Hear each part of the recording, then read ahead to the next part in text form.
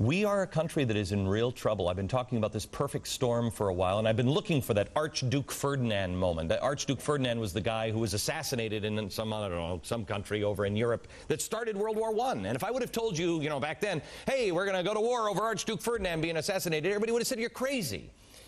Yes, maybe I am. I think the final straw that could break our camel's back could be the collapse of Mexico. And I want to explain some of the factors on why I say that. And nobody is putting this together. Mexico is the 12th largest economy in the world. They are our 3rd largest oil supplier. They are the 2nd largest trade partner with us. Okay, that's pretty heavy if they start to collapse. Drug-related crime is causing general unrest there in Mexico. There were 438 reported kidnappings last year. Many are Americans, more likely unreported, and then there are beheadings, particularly those beheadings of police officers. They are starting to stir things up. You add to these factors the three-sided civil war that would happen if they would collapse. Please consider this, as insane as it may be, because only with information will we not panic, only with information will we know what to do and prepare for. If Mexico collapses, does anybody think that there would be a rush of people trying to get out of a new narco state that would rush our border where there is no fence? So you have the border fence people versus the non-border fence people in a heated debate, kind of like what we have been, where you're called a racist for just wanting a fence. But now it's much, much worse. You'd also have the Hispanic versus the whites. There are Americans that are blamed for buying drugs down in Mexico. And you know what, Mexico? You're right. Part of this is our fault. We're buying drugs, and you're living in the godforsaken conditions that those drug lords are creating because we can't stop doing coke. And we're not stopping the flow of guns into their country. That's what they're saying.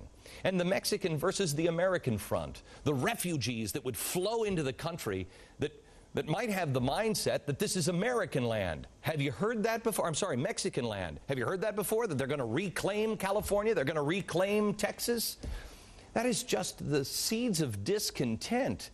If things would shake apart, are we the people that really can fight that? Are we the people that can be peaceful? Are we the Americans that can stand arm in arm and welcome people onto our boat, but not panic or allow panic to spread to sink our lifeboat?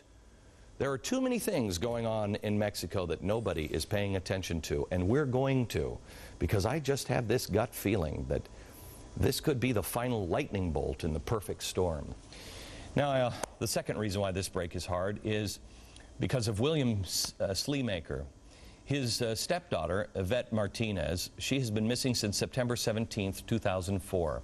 She disappeared just a few blocks away from our U.S. border.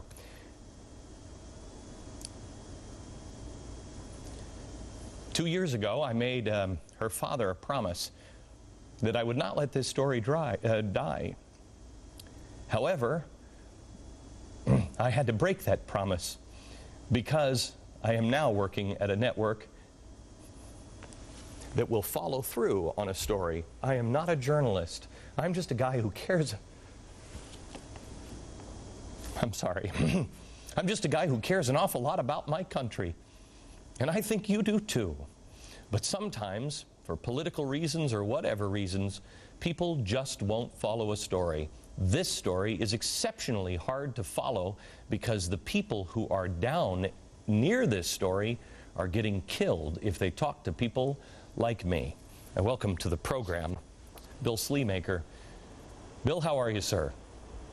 Doing good, Glenn. How about yourself? I'm good. Glad to be here. I apologize, sir, that it has taken us this long, but I am now with a network, sir, that will follow through and devote some resources to find out if there is anyone in our government that will help you and your family. I will tell you, the American people are with you, especially if they haven't heard the story of your daughter. They will be in about 45 seconds. Could you please explain what happened to your daughter? Well, my daughter and a friend of hers went into Mexico to a concert and basically never made it back home. They didn't make it back home. She called you on the way back home, and she said, I'm about there. And then she just disappeared, and nobody would talk. You went over the border about 100 times looking for her or for her car. I believe the 30th time, if I remember the story right, you found her car. What is it that you believe happened to your daughter, and why do you believe that? Well, Glenn, in all honesty, I don't really know what happened or why. One thing I do know is that she was pulled over by a municipal police officer, and from the information that I've received is that she was given as a gift to the leaders of these cartel. For what reason, I don't have any clue. I can tell you is that it's been very painful for us, and we're hoping to find her. And like my story, there's thousands of them out there where Americans and Mexican nationals are missing today as we sit here and talk about it, and nothing's being done about it. Right. Your daughter was an American citizen. How old was she when she was kidnapped? 27 years old. 27 years old.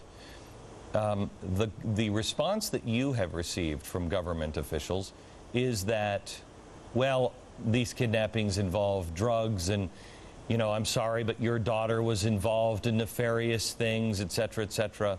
That's what parents usually hear. There are 75 Americans that are still missing, and you're just stonewalled, if I'm not mistaken, or told that, well, you just didn't know your daughter, I guess. What were you told? Well, first and foremost, I did know my daughter, and my daughter was not involved in drugs.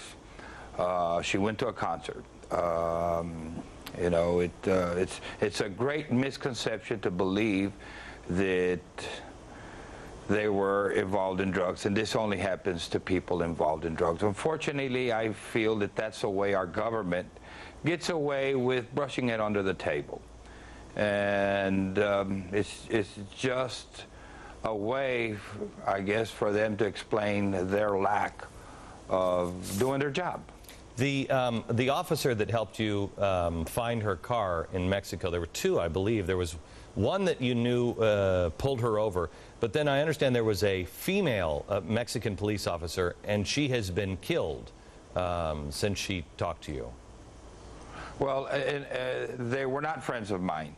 What happened was, during my own investigation, I went into Mexico every single day, just about for the first 30 days. And while putting up posters one time, I received information about somebody seeing them being pulled over at that certain intersection by a municipal police officer. It was when I found my daughter's car and saw documentation that it had been signed by a female police officer whom I believe has been killed today. Yeah. Or not actually today, but since finding her car. But all this information I obtained through my own investigations, going over there, putting my own life at risk. Bill, we are going to we're going to contact the State Department. We're going to start with the State Department, then we're going to go to the FBI, then we're going to go to Rick Perry, and we'll go to the President after that. Then we're going to go to the Senators and the Representatives. And I can finally tell you, sir, that I am not fighting alone, and I have not just my staff, but an entire network behind us that will not let this rest. There are a lot of Americans that are missing on the border, and a lot of horrible, horrible things that are going on that nobody is aware of in America. And it is a real blessing for me to be able to tell you, sir, that the cavalry has arrived. Fox is here, and we'll do everything we can. And we'll have you back, sir, and God bless. Glenn, thank you and everybody at Fox, and I appreciate it, and I hope to be back soon. You bet. We'll be back.